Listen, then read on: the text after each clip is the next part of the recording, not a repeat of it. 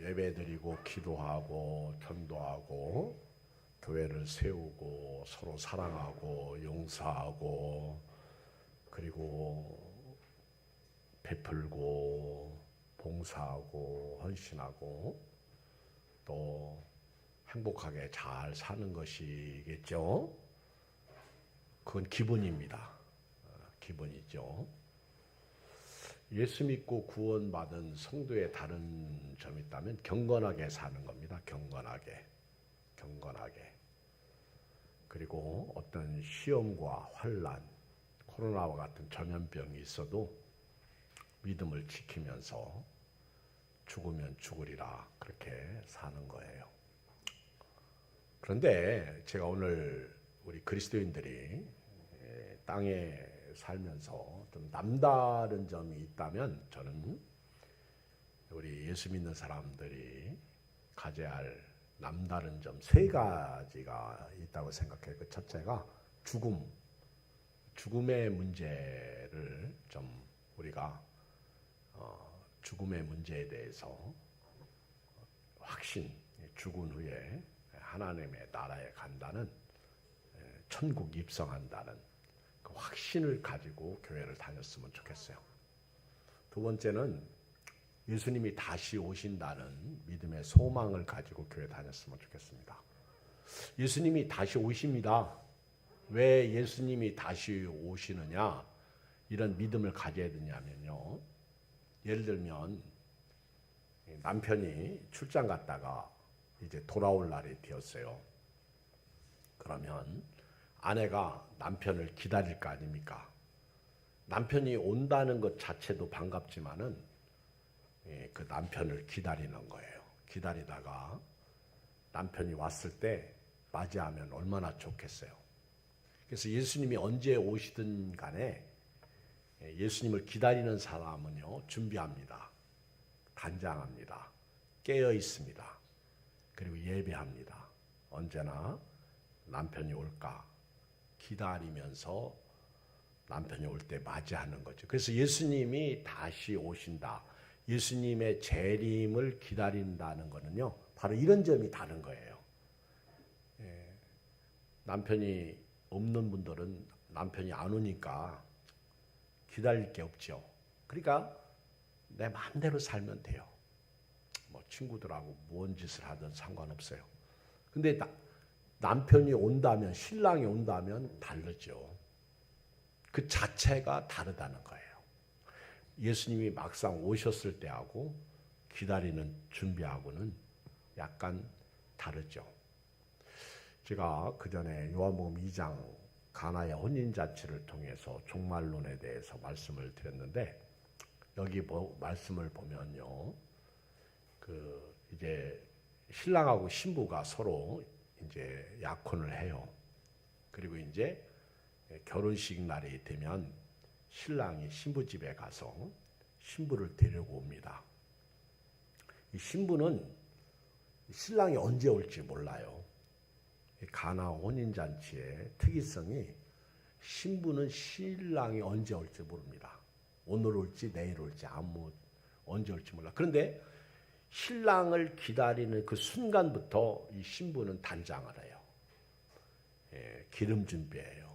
그리고 밤에 잘 때에도 이렇게 예복을 입고 잡니다. 신랑이 오면 맞이하려고 안전하게 준비하고 이렇게 생활해요. 그게 다릅니다. 그리고 이제 신랑은 신부를 데리러 가기 위해서 이제 완벽하게 집 준비를 해요. 가구 준비를 해요. 신방을 꾸미죠. 아버지는 이제 그걸 도와줍니다. 신랑이 이제 다 준비를 해요. 그리고 이제 신부를 데리러 가야 되는데 절대 신랑이 못 갑니다. 아버지 허락이 있어야 돼요. 아버지가 딱 봤을 때, 야, 이제 내 아들이 신부를 데리러 가도 되겠다. 그러면 아버지가 잠자는 아들에게, 아들아, 이제는 내가 준비를 다 했으니까 신부를 데리고 와라. 그러면 그때 신랑이 신이 나가지고 친구들과 함께 신부집으로 갑니다. 그때 신부집에서 신랑이로다 이 소리가 들려요. 그럼 신부가 벌떡 일어나고 들러리와 함께 신랑을 맞이하게 됩니다. 이것이 신랑하고 신부의 모습이에요. 신부는 늘 준비하고 단장하고 깨어 있어야 돼요. 네, 신랑이 안 옵니다. 아무리 기다려도 안 오니까 옆에 있는 사람들이 야, 네 신랑 바람났나 보다. 그리고 자꾸만 이상한 소리 해댑니다. 그리고 또 갑자기 신부가 신랑을 기다리다가 이런 전염병에 걸립니다. 어려움 당합니다. 그래가지고 이 신부 되기를 포기하는 거예요. 그게 얼마나 안타깝고 슬픕니까? 답답하죠. 바울이 데살로니가 지역에서 3주 동안 새 안식일 3주 동안을 데살로니가 지역에서 전도했습니다. 영혼을 구원했습니다. 3주예요. 21일입니다. 참 짧죠. 그런데 데살로니가 교인들에게 그 짧은 기간 동안에 그 초신자들에게 사도 바울은요 상당히 깊은 것 같이 터치했어요. 뭐 기본적인 아까 말씀드린 대로 예배드리고 기도하고 모여서 떡을 떼고 교제하고 그리고 뭐 성령 충만의 역사가 일어나고 근데 이들에게 바울이 예수님 다시 오신다 기다리고 살라 이것이 데살로니가 전서하고 후서에 예수님의 재림에 대해서 바울이 가르친 사상이에요. 바울이 3주에 걸쳐서 데살로니가 지역 2차 전도 여행 때 전도 여행을 하면서 전도 사역을 하면서 그들에게 복음을 전하고 예수님이 다시 오실 것을 그들에게 가르치면서 준비시켰습니다. 여러분 한번 생각을 해보세요. 예수님께서 부활하신 후에 승천하실 때 천사가 너희가 본 그대로 다시 오시리라 그랬는데 얼마나 이 성도들이 예수님 다시 오실 것을 기대했겠습니까? 아마 최소한도 1년 정도 있으면 오실 것이다. 아니면 2년 후에 오실 것이다. 아니면 3년 후에 오실 것이다. 이들은 의심의 여지 없이 예수님의 재림을 기다리고 신앙생활을 했습니다. 소망을 하늘에 두고 신앙생활을 했습니다. 그런데 신앙생활 하다가 그만 사랑하는 사람이 죽어요. 그러니까 마음에 동요가 일어나기 시작합니다.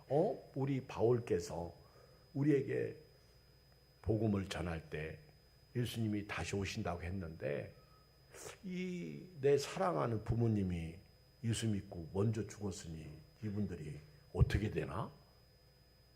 그리고 죽으면 지옥 가나 천국 가나 분명히 천국 같은데 이게 궁금하기 시작한 거예요. 죽음에 대해서 이들이 불안해하기 시작하는 거예요. 그리고 예수님이 다시 오시기 전에 내가 또 죽으면 어떻게 하지? 신랑도 맞이하지 못하고 죽으면 어떻게 하지? 이게 걱정되기 시작하는 거예요. 그래서 바울이 야 이거 안 되겠다. 지금 데살로니가 교회 교인들의 소식을 들으니까 이들이 죽음에 대해서 두려워하는구나. 이들이 자기들이 또 죽을까 봐 걱정하는구나.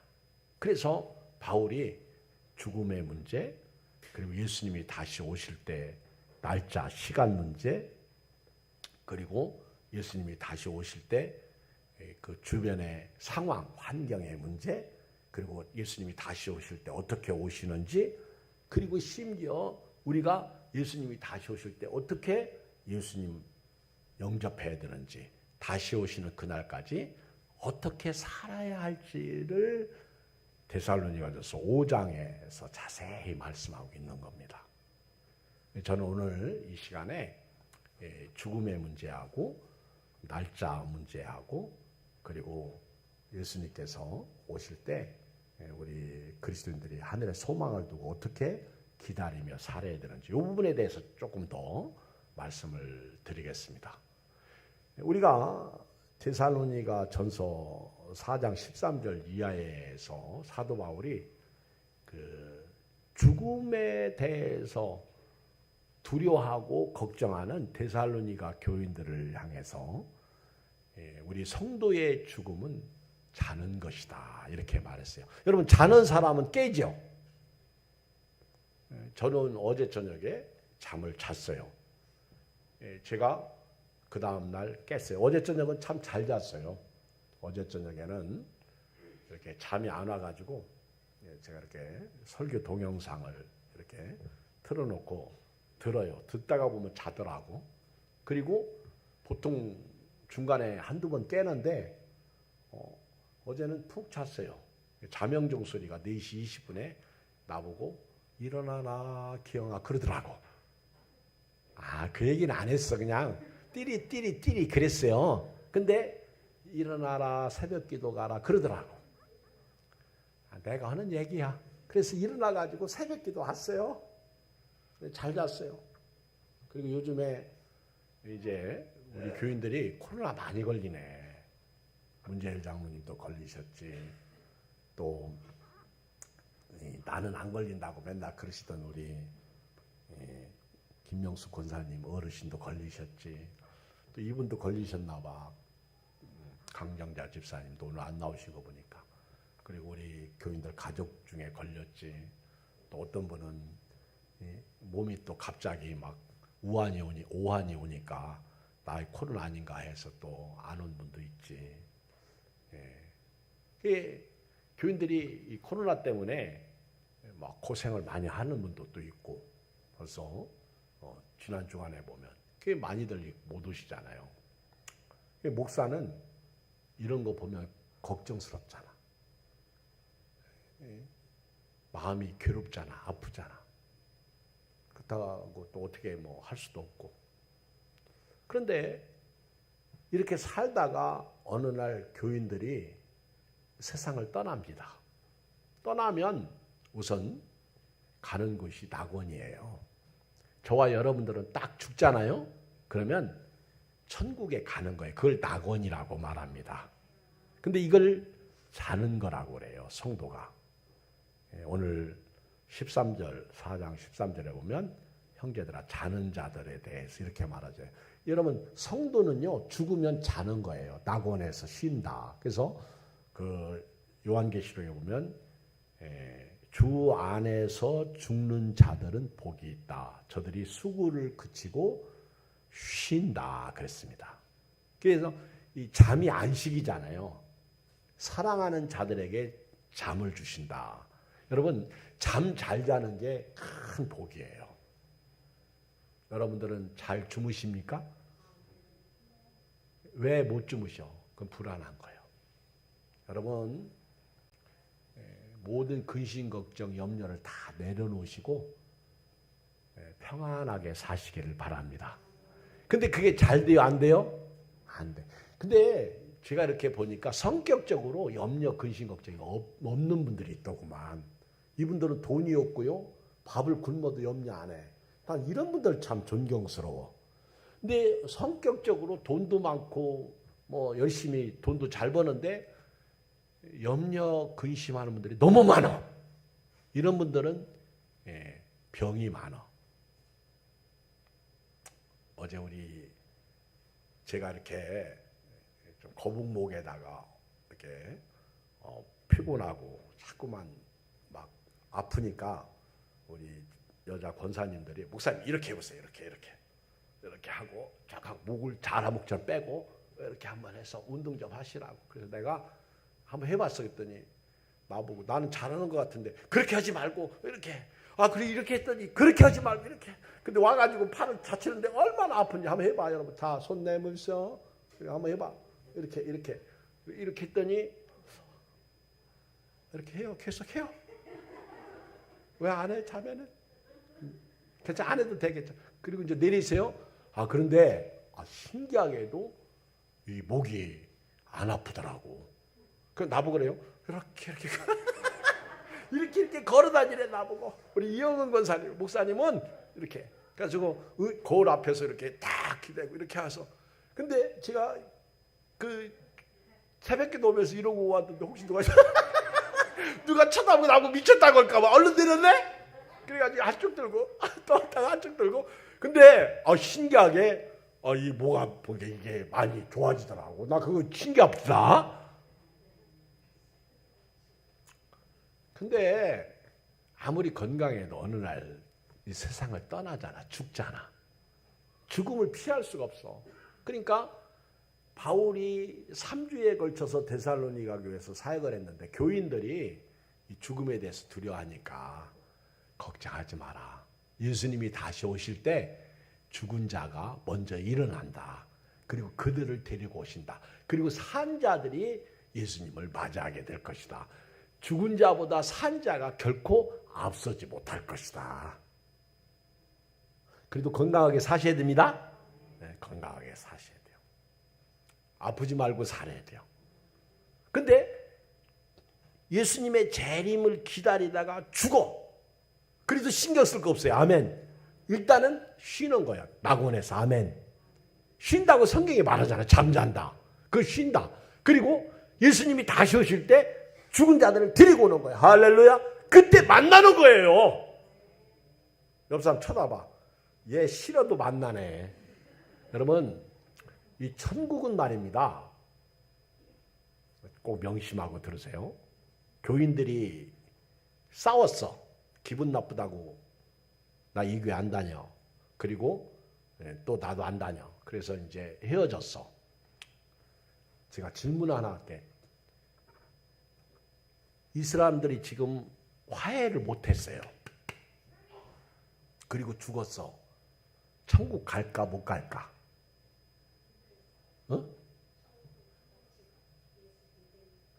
천국은 가는데 거기서 그러면 만날 텐데 성경은 화해 없이는 못 가. 예수님이 화목 제물이거든요. 여러분 부부가 싸웠어. 화해하지 않고 죽었어. 갈라섰어. 근데 다 예수 믿고 교회 다녔어. 근데 천국에서 만날 수 있을까 못 만날까? 여러분 오해하지 말고 들으세요. 천국은요 사랑만 있는 곳입니다. 천국은요 화해한 사람이 들어가는 곳입니다.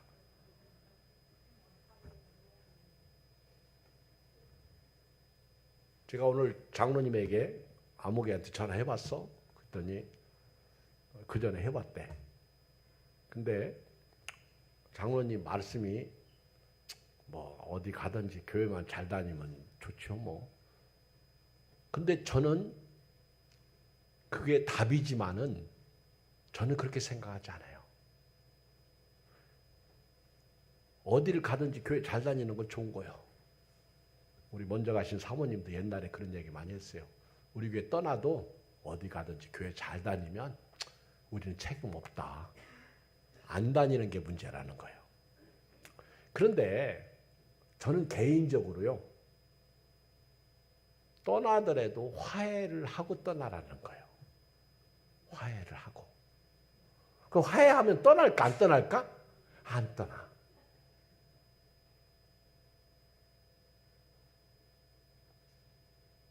여러분 예수님은요. 화목 제물이십니다. 화해자입니다.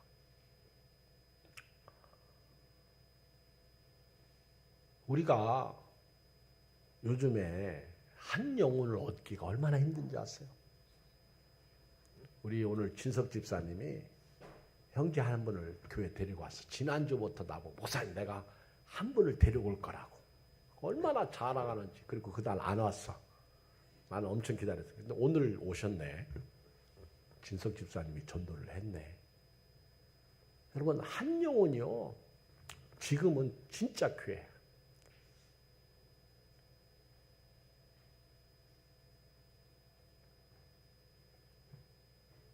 우리 지방에 오래된 교회들이 있습니다.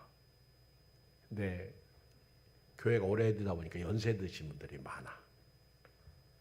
전화하면 조상 났대. 장례 치렀대. 그런데 어느 날 사모님이 그 얘기를 하는 거예요. 목사님, 연세 드신 분들이 돌아가시니까 그 빈자리가 커요. 이 연세 드신 분들은 의리가 있어가지고 그 자리를 꼭 지켰거든. 근데 돌아가시는 순간 그 자리가 텅 비는 거예요. 설렁해지는 거예요. 천국이 있고 소망을 가지고 살면서도요, 일단은 목회자는 교인이 교회에 안 나오거나 돌아가시면 마음이 그렇다는 거예요. 전도도 안 되는데. 그 잃은 영혼을 찾아야 되거든요. 어떻게 해서라도 찾아내야 돼요. 교회의 존재 목적은 전도거든요. 그러니까 바울이 데살로니가 교회에 편지하면서 죽은 사람들 걱정하지 마라. 이들을 우리가 만난다는 거예요. 이들과 함께 조할 날이 온다는 거예요. 우리 살아있는 사람도 죽은 사람보다 앞서지 않는다는 거예요. 그러면서 오늘 1절에 보면 시작, 형제들아 때와 시기에 관하여는 너에게 쓸 것이 없다. 왜냐하면 데살로니가 교인들은요, 당시 초대교인들은요, 진짜 예수님이 승천하시는 것을 봤잖아. 사도행전 1장에 보면 천사가 옆에서 걱정하고 두려워하고 떠는 자들에게 너희가 본 그대로 다시 오신다. 근데 오늘도 안 오시고 내일도 안 오시고 한 달, 두 달, 1년이 지나도 안 오시니까, 근데 안 오시는 것까지 좋은데 그 전에 성도가 떠나는 거야. 죽는 거야. 그리고 나도 죽을까 봐 이제는 신경 쓰이기 시작하네. 그래서 바울이 이 데살로니가 전서를 빨리 쓰신 거예요. 야, 너희들이 자꾸만 이 예수님이 다시 오신다는 걸 너희들이 자꾸만 기대하고 생각하다 보니까 날짜까지 자꾸 잡는데 거기에 대해서는 내가 쓸 것이 없다. 거기에 대해서 더 이상 할 말이 없다. 왜 그 바울이 그렇게 얘기한 줄 아세요? 마태복음 24장 36절에서 예수님이 이렇게 말씀하셨어요. 시작. 그러나 그날과 그때는 아무도 모르나니 하늘의 천사들도 아들들은 오직 아버지만 아시느니라. 아무도 모르는 거예요. 제가 조금 전에 얘기했잖아요. 신랑 아버지가 신랑이 결혼 준비를 완벽하게 해놓고 보니까 아버지가 이제 됐다. 이제 가서 신부를 데려와. 아버지 허락이 떨어져야 돼요. 그러면 이제 아들이 막 신나가지고 신부를 데리러 가는 거예요. 이 신부는 그때까지 단장하고 준비하고 등 키고 있다가 신랑이로다 그러니까 막 영접하는 거야. 할렐루야. 아멘. 한 명 봤네. 여러분 신부 아니야? 목사님 나는 이제 80이 넘고 90인데 뭐 이때 무슨 뭐. 여러분 예수님이 신랑이에요. 신랑이로다. 할렐루야. 기다려야 되는 거예요. 기다려야 되는 거예요. 그날과 그때는 아무도 모른다. 하늘의 천사들도 모르고 아들도 모르고 누구만 알아?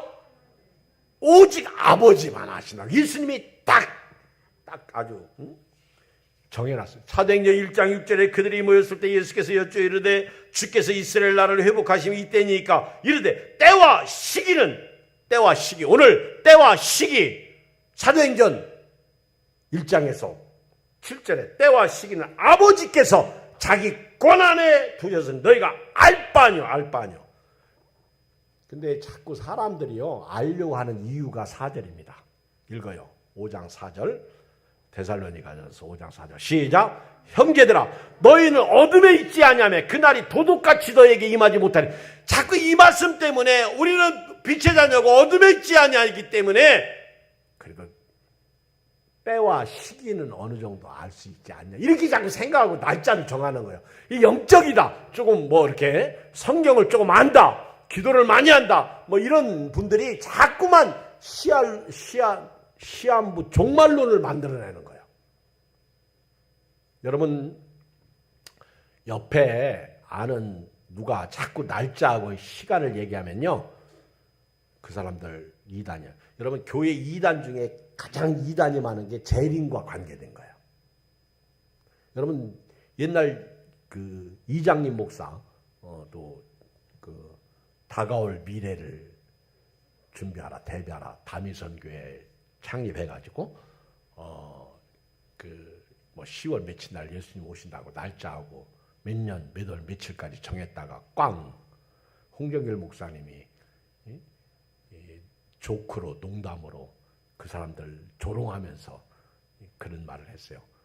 예수님이 날짜를 정하는 순간 그 날짜는 피할 것이다. 왜? 그거는 아버지 권한이고 아들도 천사들도 모른다. 아버지만 안다고 했거든. 그날과 그 시는 여기 너희에게 쓸 것이 없다. 이미 예수님이 답을 해주었어. 쓸 것이 없어. 더 이상 할 말이 없다는 거예요. 여기서 제가 오늘 아침에 영어 성경을 보니까 날은 타임이더라고. 그리고 시는 데이트, 날짜를 얘기하는 거예요. 데이. 근데 여러분, 이 시간이 둘이잖아요. 헬라어로 크로노스와 카이로스가 있어요. 카이로스. 크로노스라는 시간은 그냥 시간이야. 누가 태어나고 죽고 이렇게 흘러가는 시간을 얘기하는 이 모든 시간이 다 크로노스야. 크로노스. 우리가 오늘도 살아. 그런데 카이로스는요, 특별한 시간을 말해요. 특별한 시간. 예를 들면 2002년 그러면 그때 우리나라에 특별한 날이 있었지. 뭐죠? 진짜 여러분들은 진짜 뭘 몰라? 대한민국 월드컵 4강까지 갔었잖아요. 그렇죠? 이게 카이로스야. 그래서 카이로스는요, 기회예요. 기회. 하나님이 우리에게 특별한 시간을 주시는데 그게 예수님이 날짜죠. 근데 그걸 우리는 아버지 권한에 딱 묶어놨다는 거예요. 예수님께서. 그래서 우리가 알 바 아냐. 우리에게 더 이상 쓸 것이 없다는 거예요. 오직 그 권한은 아버지께 있어요. 그런데 너희가 어둠에 있지 않기 때문에 그날이 도둑같이 너에게 임하지 않는다고 하는 이 말씀 때문에 자꾸 사람들이 뭐 영적인 사람들은 이 정도 안다고 자꾸만 디스커버리 하는 거예요. 이거 문제예요. 이게 잘못된 거예요. 저 분명히 말씀드렸어요. 모르는 게 영적인 거예요. 아멘. 아는 게 문제예요. 여러분, 제가 설교자지만은 진짜 몰라요. 설교하고도 내가 이 설교를 잘하고 있는 건지 남의 설교도 들어보고 요즘은 참 부지런만 하면요 참 은혜가 됩니다. 진짜 중요한 거는 예수님 재림이 우리에게 유익이 뭐예요? 깨어 있을 수 있다는 거, 준비할 수 있다는 거, 기다린다는 거. 이게 예수님이 재림이 유익이에요. 그러니까 언제 오셔도 오시기 전에 가도 바울이 그랬어요. 잔다. 예수님이 오실 때 데리고 온다. 요한계시록 1장 7절에 보면 예수님께서 구름 타고요 천사들과 함께 오시는데 그때 모든 민족이 애곡한다고 그랬다고. 애곡, 통곡하는 날이 온다는 거예요. 하나님 심판대 앞에 서는 날이 오는 거예요. 제가 요즘에 사다리 비유를 얘기했어요. 사다리. 여러분 사다리 아시지? 사다리가 우리 신앙생활의 모습과 같은 거예요. 사다리. 사다리를 타고 올라갈 때 한 칸이 총총총총 있으면 좋아요? 나빠요? 좋아요. 근데 중간에 이 빠지듯이 2개가 빠지고 3개가 빠지면 올라갈 수 있어 없어? 이런 사다리 교인이 많다는 거예요. 빠진 사다리 교인이. 뭐 때문에 빠지고 뭐 때문에 빠지고. 왜 안 왔대? 나 쏟아쇼 시험 당했대. 나 뭐 때문에 문제가 생겼어요. 우리가 몸이 아파가지고 못 오는 거야. 문제 없어요. 그죠? 우리가요. 사다리, 내 인생, 신앙생활의 사다리를 좀 볼 수 있어야 돼요. 요즘은요. 내 몸이 내 게 아니요. 진짜 저도 코로나 걸려가지고 7일 동안 집에서 격리하는데 처음 며칠은요. 나는 원래 방콕형이니까 좋다 그랬는데 한 5일 지나니까요. 내 몸이 더 이상해지기 시작하더라고. 난 집안에 격리되고 있는 분들이 참 마음이 그 마음을 알겠더라고. 여러분 아파도요. 그냥 지팡이 잡고 유모차 끌고 돌아다닐 수 있으면요. 그게 은혜인 줄 아시고 감사하시기 바랍니다. 자, 우리가 영적이다 하는 건요. 성경대로 예수님을 기다리면 돼. 근데 여기 보면 2절 주의 날의 밤에 도둑같이 이룰 줄 너희 자신이 자세히 알기 때문이다. 근데 여러분 예수님이 이 땅에 오실 때 바울은 도둑같이 임한다는 거예요. 밤에 도둑같이 예수님이 임한다는 건요. 무슨 뜻이에요? 여러분 도둑이 올 줄 알면 깨어 있어요? 자고 있어요? 깨어 있지. 깨어 있으면 도둑이 들어와 못 들어와? 못 들어와요. 우리 할머니 얘기가 생각나서 또 하네. 우리 할머니가 옛날에 어렸을 때 그 얘기했어요.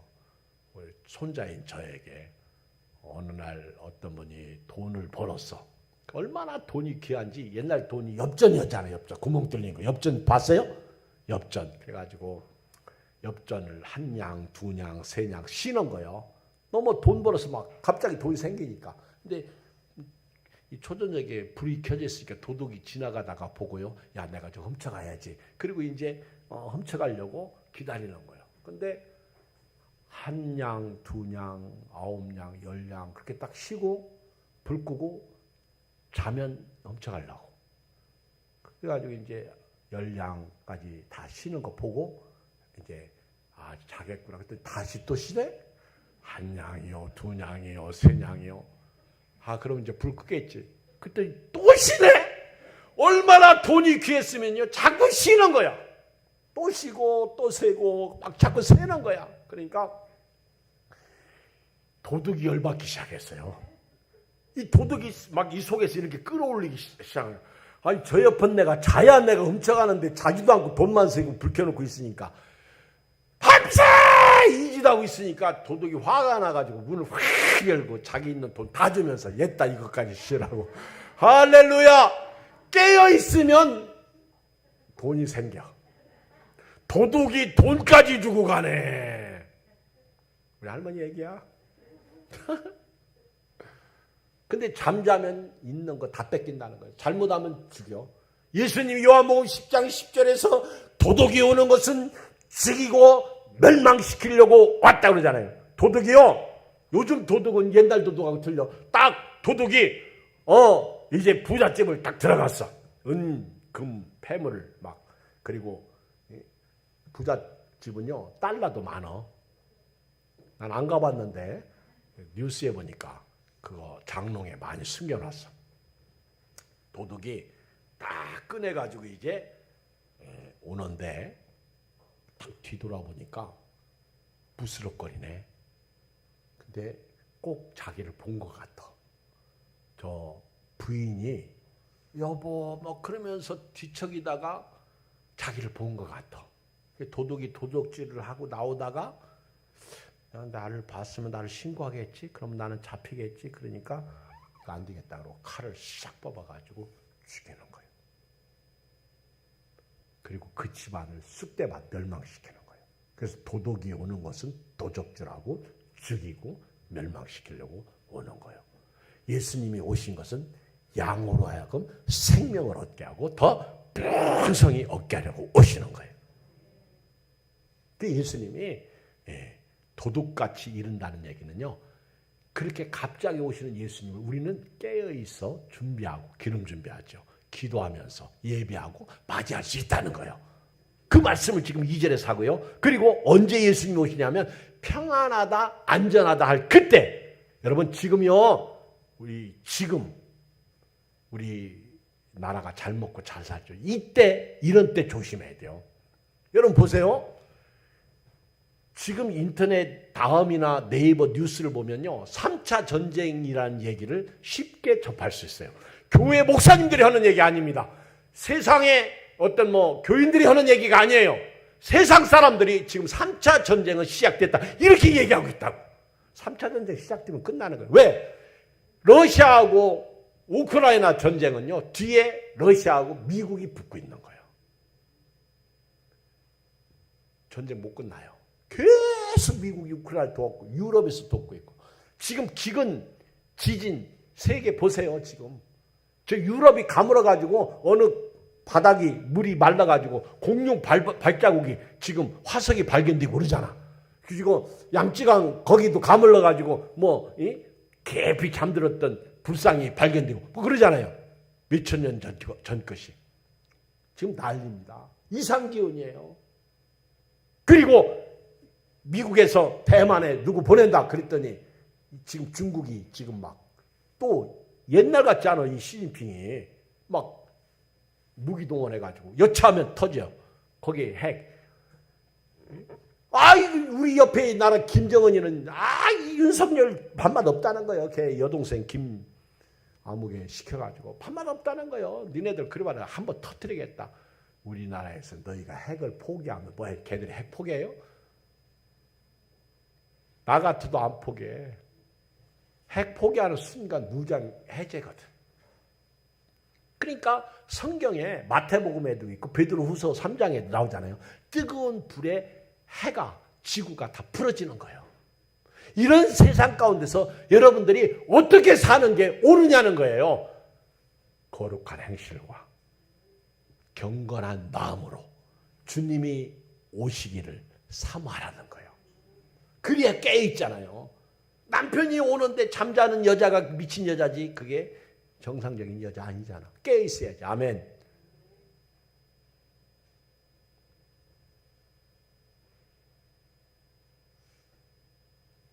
누가 나보고 그러더라고. 목사님 코로나 걸리고 나서 이제 금요일 저녁 예배를 드리는데 목사님 보고 싶은 사람들이 아마 오늘은 많이 나올 것 같아요. 그러더라고요. 그래서 내가 그날 또 비까지 왔는데요. 저녁 금요일 예배 드리는데 더 안 나왔어. 나는 우리 교인들이 나를 그렇게 보고 싶지 않다는 걸 난 그때 알았어. 더 안 나오더라고. 내가 외국에 갔다가 이렇게 올 때 있죠. 막 기대를 하고 와.